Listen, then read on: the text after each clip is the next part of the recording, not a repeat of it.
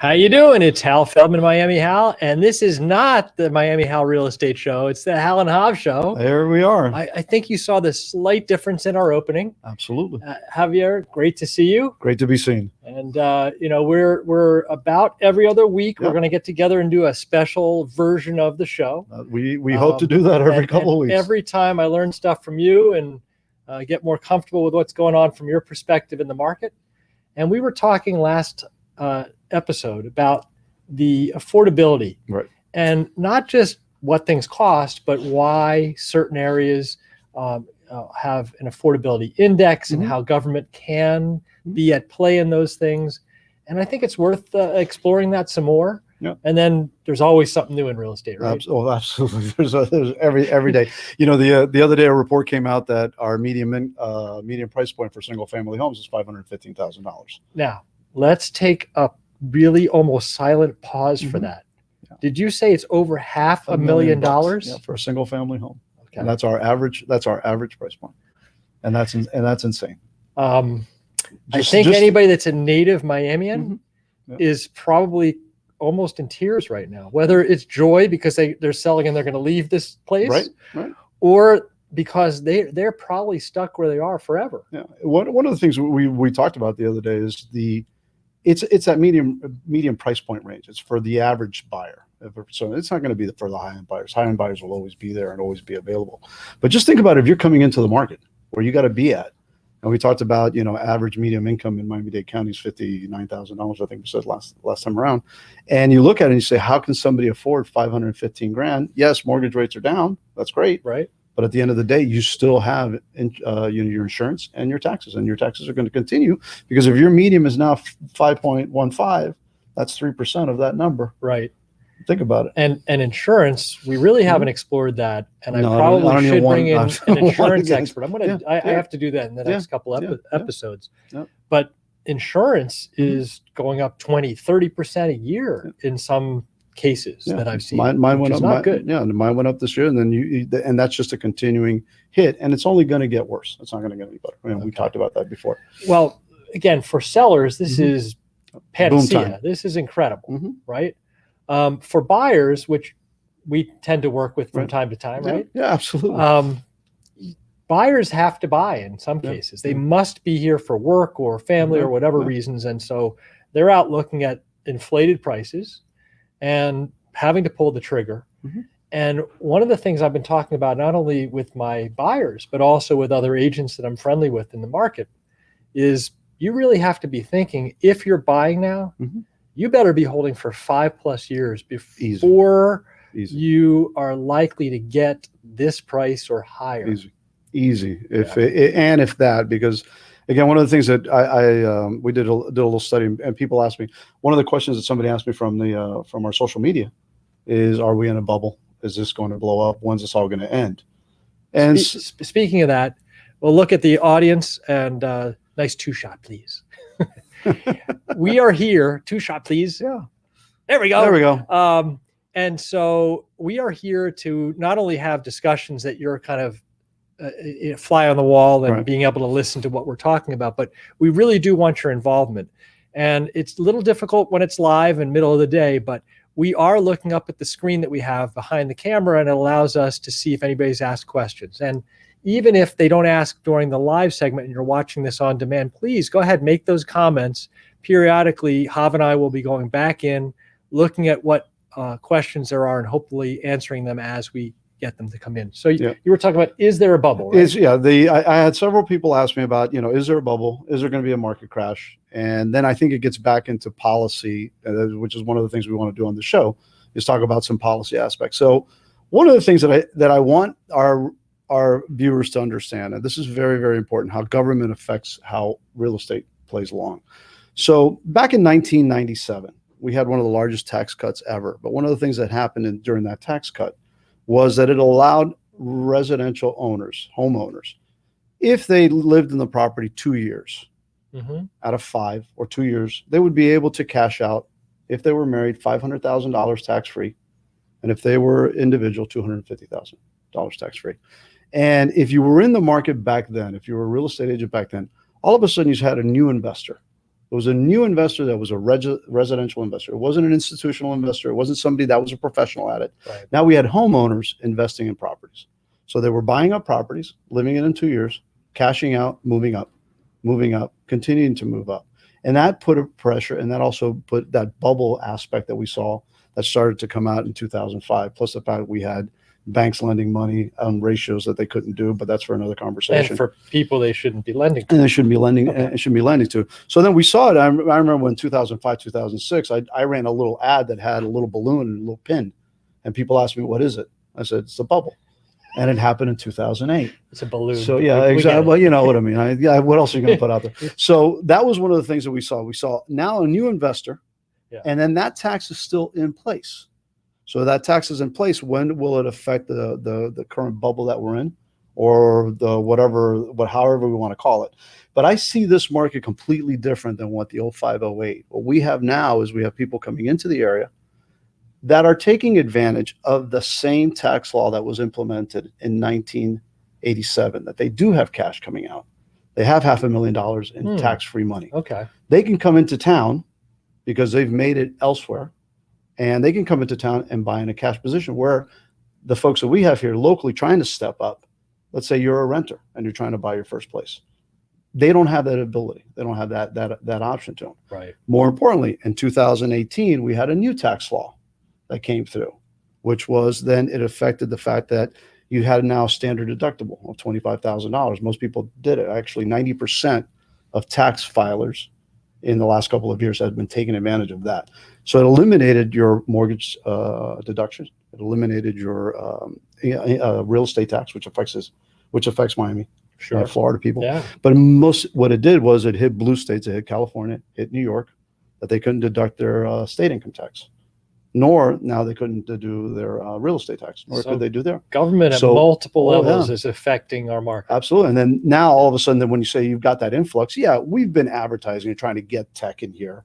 We've been trying to improve it. And I hate this word, but they all say it. We're getting high paying jobs or good paying jobs. What the hell is a good paying job? I like to know what a good paying job is. It's 35 hours a week. I'm going to give you the definition. It is. And it's $500,000 or more per year. Perfect. Boy, if you're getting that kind of coin. That's what I would consider a good paying job. Government always tells me that. It says, we're going to go after good paying jobs. And it's like, give me one. Tell me what it is. Is it a plumber? Is it an electrician? Tell me what the actual job is. But again, that law then turns around and says, okay, now we're going to open up the New York market, the California market. They're going to come down here because they are selling at a high price point and coming down here and find our real estate cheap. And then we're also driving it from a policy standpoint. So in hindsight and talking back, is it a bubble today? If you look at history, and your question originally from your social media was, are we in a bubble now? And you used it and then you said, well, or whatever you call it. Are you calling it a bubble? I don't think it's a bubble because the buyer is a different type of buyer. Okay. It's not an investment vehicle. In other words, when in 97 through 2007, 2008, you had actually people trying to make money on real estate that weren't your traditional investors. You had homeowners that are doing it. So they drive the numbers up, they drive the prices up, and then that's when you had the crash when financially it all fell apart, because those are the people that were buying, trying to flip properties, and again flipping it within a 2-year period, not just to flip it like we know flip. But this market is different. This market, I think, changes. I think it begins to change. Probably later this year, we'll probably see more inventory. We'll start to see more inventory as COVID. Why would the inventory come back? Because I think I'm seeing it. But as I'm seeing it, sellers who want to sell and are not on the market, they're doing that because they're like, where am I going to go? There's no inventory. Right. So we are creating this artificial holdback, if you will. Yeah. And I truly almost a self-fulfilling process. Yeah, exactly. Yeah. And I think there's other factors that are going to play into this too. But I do see not short sales, but I see pre-foreclosure happening. That we should. But at what level are you going to see it? Right. And then are you prepared as a buyer to be able to take advantage of that? So you need to be cash. For sure. You can't be financed. If the property's trashed out, you can't get insurance for it. So again, it limits the fact of if we're trying to solve an issue where we're trying to keep our best and smartest in town, you've got to be able to give them housing, housing options. One of the things too, you almost said affordable housing. I know, housing Okay. options, obtainable. Now that's the other word that There they're you go. using. Obtainable? Yeah, obtainable Okay. housing. What is obtainable housing? Okay. But I think one of the other things that we've looked at from policy standpoint is let's look at the FHA. I read somewhere that in Miami-Dade and Broward County, there's only 13 FHA approved condominiums. So how are you going to go in at an entry level? By the way, I learned this, and I hope you know this as well. Do you know how a condominium becomes FHA approved? You have to apply. The condominium has to apply to have the review done. Right. And there's a cost to that. So a lot of the smaller condominium complexes that are 8 units to maybe even 30 units, it doesn't make financial sense. It doesn't do anything to the values of the property. So why do it? Right. And they can't even meet the criteria that the FHA sets. So one of the things that I know that from, and again, I always like to, beat up on the MLS and all of our whatever. I'm fighting with Realtor.com, by the way. That's another conversation. Okay. So but all of those guys, we're going to guys add a Z website. Exactly. And we're going to also add an R website. Yeah, the R website. All right. So, but I think what happens is we're advocating for changing the way that the FHA is looked at so that we can get past, the owner occupancy, the reserve occupancy, so that at least we have another affordable option for our residents to be able to buy into. But think about it. You only got 13 approved condos in Miami-Dade County and Broward, FHA. And that seems like there's none of these back here. None of these back here are on the list. No, those aren't on the list. Those aren't on the list. But just think about it, that you're taking away a housing option. Not only are you losing it to investors, but also you're losing it to, the fact that government hasn't caught up to where we should be. Two things that I read, and the other one I'm going to talk to you about in real life scenarios. So what I read 2 days ago was that for the first time since this pandemic buying frenzy has started, because interest rates have literally ticked up a tiny bit, the mortgage application rate last month has dropped. So do you believe that to be a blip and not important, or is that the beginning of our trend that might end the, whatever you want to call it, bubble? I think it is. I think the pent up demand that was out there in the beginning, and we saw, one of our best Aprils ever in the history of our, of our real estate market. But I also think there's also buyer's remorse. So there was something that came out that, the millennial buyers having remorse because all of a sudden they realize that they have to maintain a house. Before they just lived somewhere, right? But now you have to maintain that house, so the roof can go bad, the appliances can go.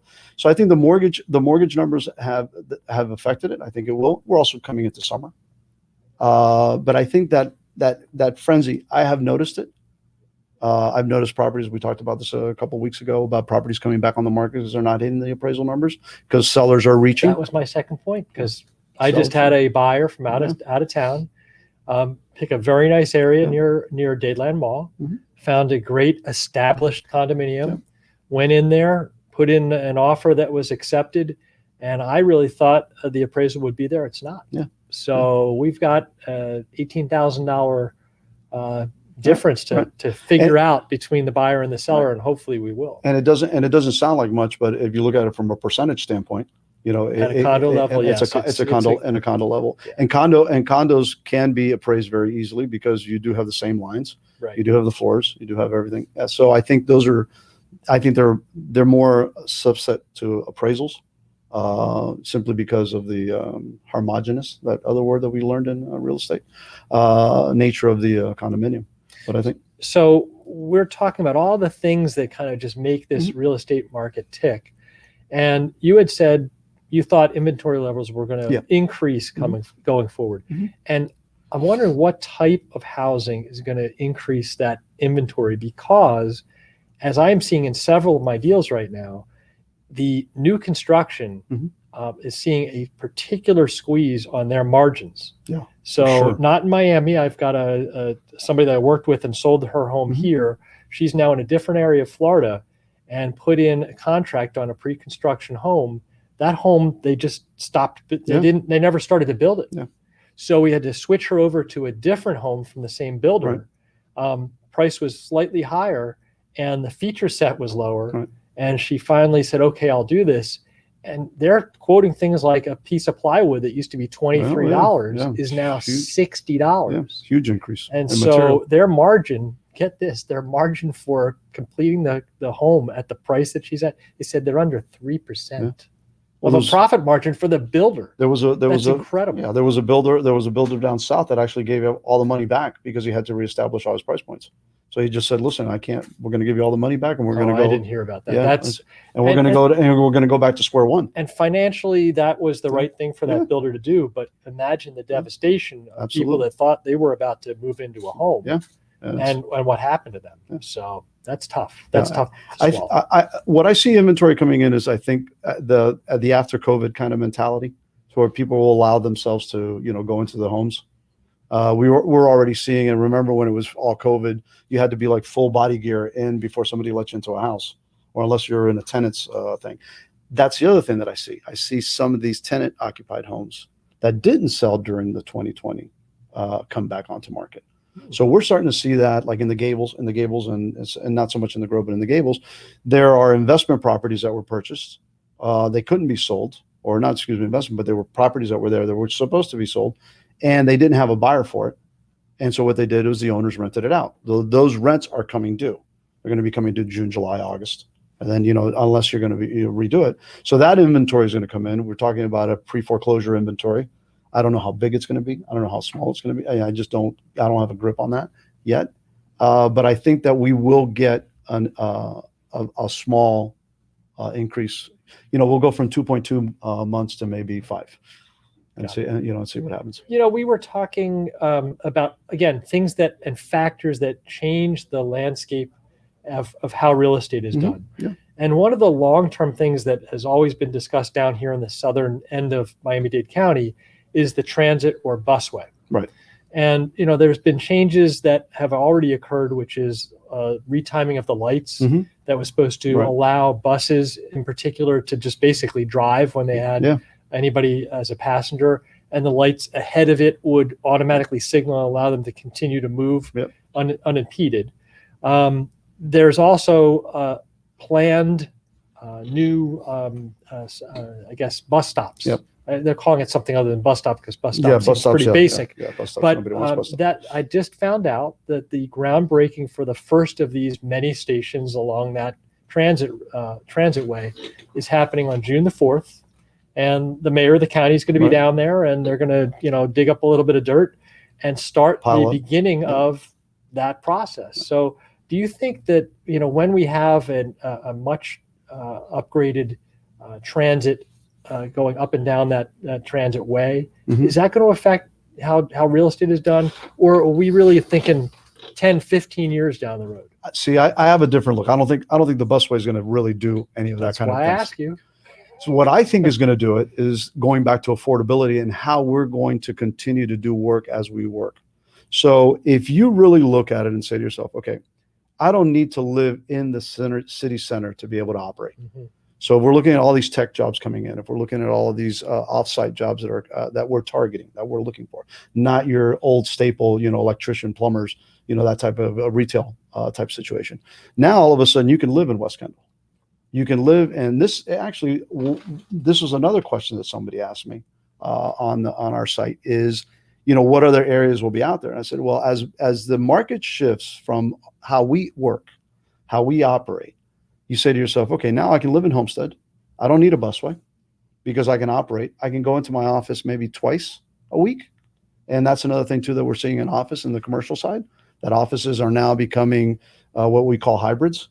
They're hybrid offices where there's not even any desks, from the standpoint of your old office where you put, hung pictures of your kids and all that kind of stuff. Those are gone. They stay at home. Yeah, they're just basic, or they're just basic workstations within the office. Yeah. And I think what we're going to see is that's really going to show how we trend our commercial side. But then all of a sudden you can live anywhere, because if you're going into your office only twice a week, you're going to deal with the traffic. It'll solve some of our traffic issues. I think that's the dream of a lot of people. Yeah, it's I want to be able to work from anywhere. Take my laptop to the beach is the visualization of this. Right. And so you really believe that out of the pandemic, we've learned where several of us can do that. Without a doubt. And I think we're going to also learn, and this is something also that somebody mentioned to me, about schooling. And again, the kids are being schooled off site. And I use the Peloton method. Why can't you have the greatest teachers in the world teaching your children at home? And, I know it's not a popular comment with the teachers unions, but the reality of it is this something that we look for in the future? Listen, I think that's incredibly valid thought. Having the best teachers in front of you. The question is, school, I believe a lot of it is the socialization. Right. Absolutely. You lose that aspect, but you gain in the actual education, right? Right. And then the question is, do students pay as much attention online as they do when they're having to sit at the rigid desks and face the blackboard? I think the comment more was not so much about the schooling aspect to get into that theory, but the fact that you could work and still stay at home. You would have schooling, let's say 2 days a week, and for the social aspect of it. But I think what we really need to look at is in the future as real estate is that now you really don't need to be in that city center to operate. You don't, the attorney's office over here at where is it? Biscayne, 200 Biscayne. You don't need to be there every single day. Right. So does that alleviate traffic? Does that alleviate the way that you work? So I think all of these things are going to play into our future real estate and how we will be able to maybe get to affordability. Do we get to affordability simply because we can build out west, we can build out south, where land is a little bit more inexpensive, and then set up communities out there. Yeah, you're not being super hip at like Wynwood, but if you live, work, and play in West Kendall, if you live, work, and play in Homestead, you're getting the same situation that you have locally here in the city and proper. That in and of itself, besides potentially saving people hours and being able to be more of a family man or woman, Correct. right? You also automatically, if you're doing more of that, you've got less cars on the road. Absolutely. Right? Yeah. That's a way. Maybe we solve our transit problems by just not going as far as we used to. I think, and again, if you're a longtime person here, you all realize that starting next week, traffic goes down because there's no school. So all of a sudden, you don't have that rush to go to school, at 8 in the morning, 7 in the morning. Yes, obviously that definitely is a factor. Today, in particular, I don't know why. Super slow.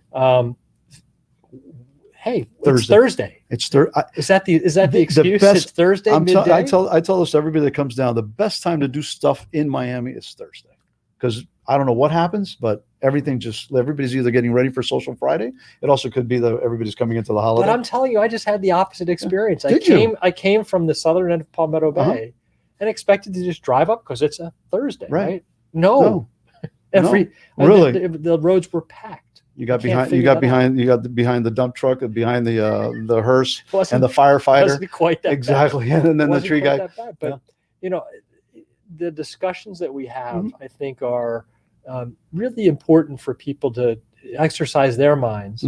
But is there anything specific in the last week or so? You said that people are reaching out to you through social media that we can address, because you and I could have endless stories, but I'd love to have something germane to. It was mostly about the fact of how are we going to get to affordability, and how are you going to? Is there a market correction or a crash or the bubble, whatever we want to talk about? And somebody asked me, when do you see or when do you anticipate? I think there is going to be an influx of homes coming online. The current tax law expires 12/25. So if we're going to start to see a trend in a shift, is going to be probably late 24, as all of a sudden blue states, these taxes start to expire, because again they're only set up through a 2025, or does our new Congress turn it around and do it in 2022? So I think you've got to look at all those factors. I'm a big, everything that's going to affect here is hurricanes. That's always been my pitch. When the New Yorkers go through one hurricane, the South, things are going to change a little. Yeah, I think that's it. By the way, if you can make it there, you can make it anywhere. May not apply. Right. Correct. Correct. But I think if we're looking at public policy, how public policy is going to affect our real estate market, I think right now we're taking in public policy is to bring in an influx of tech companies and take these folks that are leaving, blue states that are getting killed with their taxes, coming in here and making this attractive. It ups our, cost of living. Say when do they actually leave, or if they leave? That's something that I would say is probably going to be between 24 and 25. So that's my prediction. Earlier you were talking about the I guess we'll call it the bad R word now. Yes. Realtor.com. Oh man. Don't even get me started. The show is about information, but also allows us at times to vent. vent. So venting moment. Okay, so I pay $432 for the Advantage program. All right, Yeah. and that's what I paid last year. This year they went up to $902 or $906. Okay. So I called them up and I'll said, pause on that. So for those of you that don't understand this, realtors are pitched by many websites, realtor.com being one of them. And the idea is if you pay us a bunch of money, Right. we will show all of your listings higher up in the results is really the main pitch of this. Right. And, if people are searching, your name might appear more often, the more money you give them. Right. So to me, it's like paying the mafia. It is. And the key element here is this is our site. So this is the realtor site. Right. So we can't get off the site because if you do get off that site, then you're not going to be on any other site. But my whole thing is it went up 52%. 52%. If I went up 52% on anything that I had, I'd be fired immediately. Right. Yet we can't fire them because they are part of our structure. So it is paying the mafia. So when they say, oh, well, we did an enhancement. What enhancement? What have you done? Yeah. So the reason that they cranked up the profit dial, that's the enhancement. So the reason that they jack up the price, and this happened before, I just basically like to call them and complain and just bitch and moan so that I get my percentage out. Because at the end of the day, I'm going to get reamed one way or another. But what happens is the more successful you are, the more you pay. Right. It's that simple. Yeah. Okay. So if you suck as a realtor, you're never going to pay $900 a month. So you wear that as a red badge of courage. I do. But I just like to call and just drive them crazy. And I don't like to, not drive the guys that just answer the phones early on. No, I want the supervisor. I'm just going to let them have it. So yeah, that's my realtor.com. Pitch and moan. Let's go through. We've got just a couple of minutes left. Let's go through tell somebody, give them your elevator pitch. We can, talk directly to the camera and tell them why they should work with you as a real estate agent in today's market. We'll customize it a little bit. What's special about Hav and how do you handle the market today? I think, and we've talked about this, just honesty, just understand where the market is. And at the end of the day, that's all I can offer you. I can tell you, listen, we had a client the other day that had something in Palmetto Bay that was like over $900,000. And I said, no, I just can't do it. I just literally can't do it. I mean, the house may work, it may not do it, but I just cannot do it. So as long as I'm informing, as long as I am trying to inform you properly as to what is out there currently and what is coming, at least as to what I know or what I expect, then I think I'm doing my job. And then I think that's what you should look for in a real estate agent. I think you should look for somebody that is going to tell you the truth. Yeah. I'm going to do the same. So I absolutely believe what Hav just said, which is talking truthfully to your clients. And I don't use the word client loosely. I can have customers or I can have clients, and my job is to make you a client, somebody that we have that trust bond with, somebody that really listens to what you have to say, because listen, at the end of the day, yes, we will get paid down the road. That's the attitude we should have, not I want to be paid, oh, and by the way, help you buy or sell. It is about a relationship. It is about making sure that we take care of the people that we're working with, and the money will come, right? Yeah. It's, if you build it, they will come. Absolutely. That mentality from Field of Dreams, absolutely, which is one of my favorite movies too. But, when you're looking for a real estate agent, please don't look for necessarily the big names. I don't want to do this as a bashing, but I just heard this story. I have a friend of a friend who has a Miami Beach home on South Beach. Very expensive, about $8.5 million, was left with the Jay-Z team. We'll leave it at that. And they apparently, words of the homeowner, did absolutely nothing for them for 6 months. And then they selected somebody, unfortunately not me, that was a young go-getter and treated them like clients rather than just a number. And guess what? Things are happening. So that is what I would tell people. Find an agent that you can trust. I tell people all the time when I first meet them, you need two things to be successful in real estate. One is a competent local agent, and the second thing is a personality match, and that goes with the trust factor. And you got to have both of those, and often the trust factor and the the relationship That- is more important. Yeah, I think that's the key. I think for somebody to trust you, because it is one of the largest purchases that anybody's usually going to make, but and also develop that personality connection, because again, we've talked about it. Not everybody's going to go for a guy in sandals. This was a good official Hal and House show. What do you think? Fun. That was very good. Okay, and that was a good time. Since it's the Hal and House show, and I usually do this, I'm going to let you say goodbye to our audience and wrap it up. We're going to wrap it up. We got Hal Feldman and Javier Gonzalez from Remax Advanced Realty, and we'll see you in a couple of weeks. We'll pick a topic. If you guys want to talk about something in particular, send it our way, and we will make sure we talk about it. Until then, see you next week. We're out of here.